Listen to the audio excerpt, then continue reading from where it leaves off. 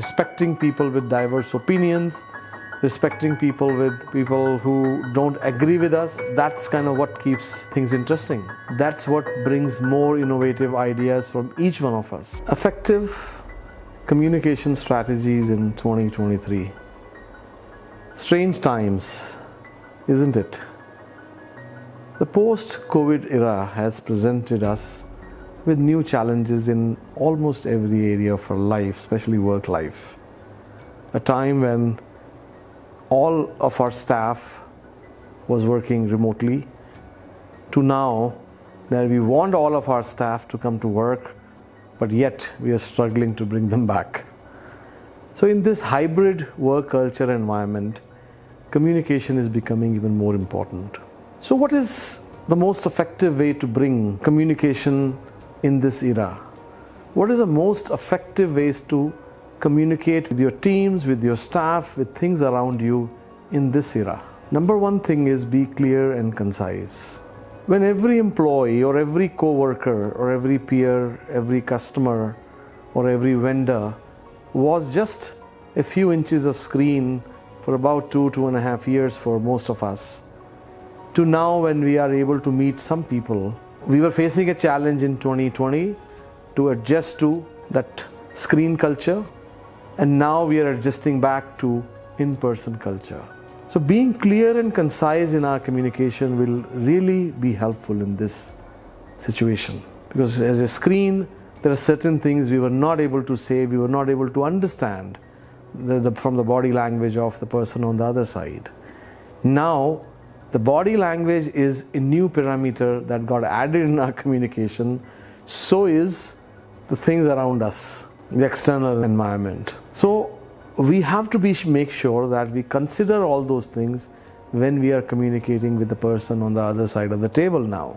And second thing is that, as always, an evergreen communication strategy is proactive listening.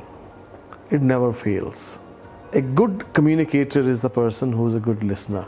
So if we are able to spend time in listening, and especially more important in this era, because there are people who are still going through the effects of COVID.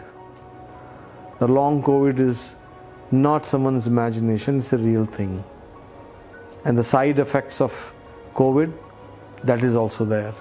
Side effects are not just for those who had COVID, but also for those who were around people with this pandemic, this disease. So a listening strategy never fails, it's always there for you.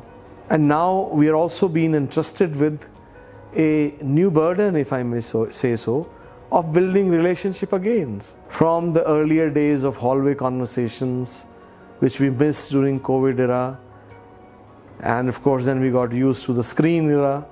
Now we are back to the hallway, back to the in-person meetings. So now relationships are back again. So we have to relearn how to build relationships, because a lot of business is done through hallway conversations than informal meetings. A lot gets communicated in hallway, or as they say, water cooler conversations, than informal meetings. So building relationship with your co-workers, with your peers, your superiors, client, vendors, never fails. It's a proven technique to communicate. And of course, managing conflicts effectively.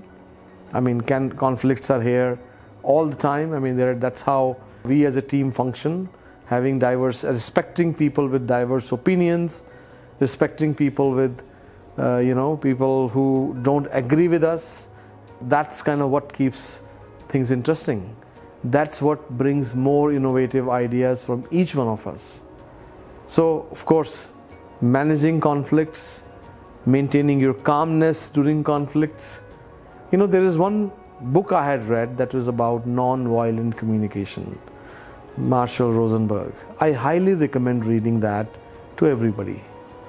That really teaches you more about communication than you will ever learn from any management course.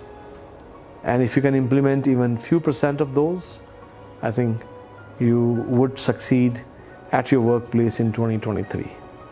Thank you.